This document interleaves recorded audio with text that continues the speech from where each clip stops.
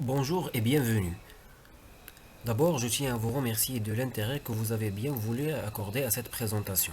Permettez-moi de vous présenter un sujet intitulé Automatic Solution for Solar Cell Photocurrent Prediction Using Machine Learning, présenté par moi-même Jabal Andaïf et M. Mohamed Ezza sous l'encadrement de M. Saïd Belouad au sein du laboratoire de chimie physique des matériaux.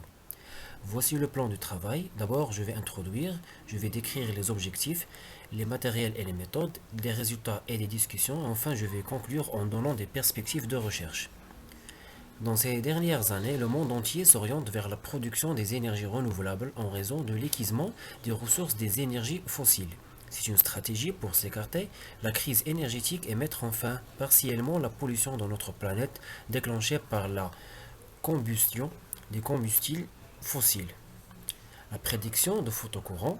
Ce travail vise premièrement à la prédiction de photocourant de la cellule photovoltaïque à partir des résultats mesurés de résistance, chaîne et série en utilisant l'apprentissage automatique qui joue un rôle majeur dans la détection d'images, la réorganisation du spam, la commande vocale normale, la recommandation de produits et le diagnostic médical. L'objectif alors est améliorer les alertes de sécurité, garantir la sécurité publique et développer des améliorations dans le domaine de la médecine. Offrir un meilleur service client et des systèmes automobiles plus sûrs, comme le montre la figure ci-dessous. Alors, concernant les méthodes utilisées et le matériel, alors nous allons déjà travailler avec la fonction de perte, la régression linéaire, la KNN, l'arbre décisionnel, forêt aléatoire et la méthode de Newton-Raphson. Premièrement, avant d'exécuter un modèle de régression, il faut choisir une fonction de perte.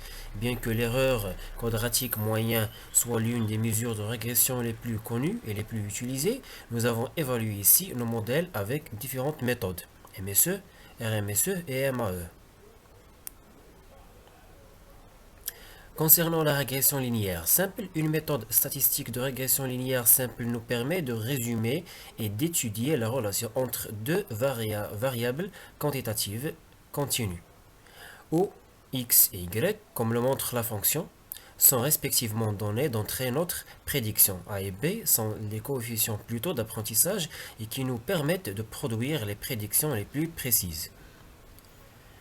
La K-Inverse Neighborhood Regression est un algorithme simple qui stocke tous les cas disponibles et prédire la cible numérique sur la base d'une mesure de similarité. Les fonctions de distance utilisées par l'agression KNN sont les mêmes fonctions que la classification KNN. Voici les différentes normes Euclidien, Manhattan et Minkowski. La régression de l'assaut, comme le montre la figure suivante. En sciences des données, l'analyste pourrait être intéressé par les valeurs estimées pour les objets dans l'ensemble d'apprentissage, prédisant les réponses pour les nouveaux objets. Cependant, l'identification des variables d'entrée les plus importantes pour faire de bonnes prévisions est difficile en raison des relations complexes entre ces variables. Alors, comme le montre la figure 1, les valeurs prédites sont très proches aux valeurs réelles. Ce résultat offre une information importante, à savoir que l'algorithme de régression linéaire est fiable dans la prédiction des valeurs de photocourant, puisqu'il présente un faible RSME, MAE et MSE. À propos de la deuxième figure, il présente la prédiction de IPH traitée par la régression de l'assaut qui donne aussi un bon rapport entre les valeurs réelles et les valeurs prédites. Cet algorithme évoque des valeurs valides pour RSME, MSE et MAE. La figure 3, il s'agit d'une prédiction de l'indice pH par l'arbre décisionnel. On a évalué notre modèle en utilisant l'algorithme de l'arbre décisionnel. Dans ce cas, l'algorithme est fiable dans les premières observations jusqu'à le nœud numéro 3, comme vous voyez, dans laquelle il présente un grand écart entre les valeurs prédites et les valeurs réelles. Dans ce graphe, les valeurs réelles et les valeurs prédites sont moyennement loin, surtout dans le nœud numéro 3. Par contre, dans les autres nœuds, la prévision est optimale en raison d'une distance minimale qui se voit entre les valeurs à optimiser. Le graphe numéro 5 montre que les valeurs prédites ne se coïncident pas avec les valeurs réelles en raison de valeurs élevées de la RSME, ce qui dit que cet algorithme est non fiable pour prédire les valeurs de photocourant de la cellule solaire étudiée. Alors, la description des résultats obtenus de cette méthode reste invalide.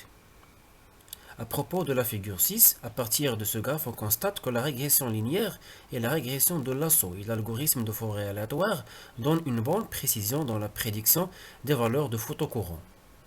On compare alors la RSME de ces algorithmes, tels que l'algorithme de KNN, présente un RSME très élevé par rapport aux autres algorithmes, ce qui justifie que la prédiction de IPH par cette méthode est faible, puisqu'il évoque une grande erreur. Et on trouve que la régression linéaire donne un RSME très faible, ce qui montre que cet algorithme est fiable en raison de sa faible valeur d'erreur. Cette figure élabore les valeurs de MSE des algorithmes utilisés. Le KNN donne une valeur très élevée de MSE et une valeur très faible pour la régression linéaire. Ainsi, le résultat suivant confirme que KNN a une grande valeur de MAE, ce qui justifie qu'il est faible dans la prédiction de paramètres étudiés d'une manière valide. Par contre, l'algorithme de régression linéaire reste toujours faible pendant les tests réalisés. En conclusion, dans ce travail, on a utilisé 5 algorithmes pour la prédiction des valeurs IPH de la cellule photovoltaïque, tels que la régression linéaire qui présente bon rapport entre les valeurs réelles et les valeurs prédites. Cette méthode présente des valeurs optimales concernant le MSE, RSME et MAE. La même description s'effectue pour la régression de Lasso et l'algorithme de Fourier aléatoire qui donne aussi des meilleurs résultats pour la prévision de ce paramètre électrique qui caractérise la cellule solaire étudiée. Ma présentation touche à sa fin. Merci de votre attention.